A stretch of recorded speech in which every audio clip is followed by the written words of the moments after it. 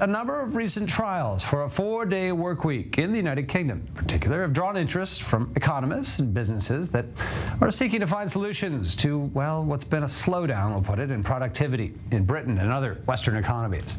Now, the vast majority of the companies involved in these trials said that overall productivity and performance were maintained, though for some firms that need to work longer hours on those 4 working days meant they really failed to cut a full 8 hours from the week. Now, while large companies have been more skeptical about the idea of the trials and the COVID pandemic, millions of people suddenly switching to working from home has, well, forced the employers to be open-minded, let's put it that way, about different work practices. And to get some perspective, we're joined by one of our favorite guests here, happens to be in studio this time on a visit in Israel, Phil Dave, broadcaster and producer, and Brit. So good to have you with us here to get some perspective. Token Brit, yes. Good afternoon. Look, what's the plan? Does this have any, real traction within the UK in particular? I mean, what do you say about how the culture you come from either can or can't, or what's happening? I think that the simple way to answer this is it just depends on how one views a work ethic. If someone has a very strong work ethic, they're wholly against the idea. If someone has quite a weak work ethic, guess what? They're in favor of it. They love the idea of only doing a 4-day working week. But I think we need to dig a little deeper as to sort of where this comes from, because obviously the pandemic, we know, accelerated things, and of course it made us totally change our attitude to work, hence the reason why several times I've joined you over video call, whereas before it would have only ever really been in studio. Right. Things changed big time for the TV production, of course. Absolutely. So I think that sort of the pandemic has certainly accelerated things, but if we actually look at where this is born out of, it's kind of born out of a culture of laziness. I mean, I wished I could say it's born out of a product, like a culture of productivity. But is it a human nature aspect, or do you think there's a culture of laziness that's sort of yes, emerging? Absolutely, because there are many sort of commentators who quite firmly believe that the UK for many a year now has been almost, if you like, encouraging people to not be as, shall we say, enthusiastic about work as one should otherwise be maybe in years gone by.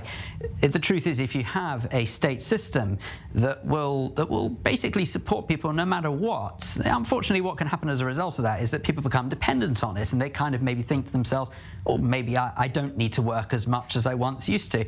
Look, luckily it's quite a small number of people, but the fact is that you've got those people there, and it's kind of breeding bad habits. Well, this story forced us to do a little research on just like what are the vacation policies in countries across Europe, and I was looking at, in the UK, I think at least 20 guaranteed vacation days a year by law. That's before paid holidays.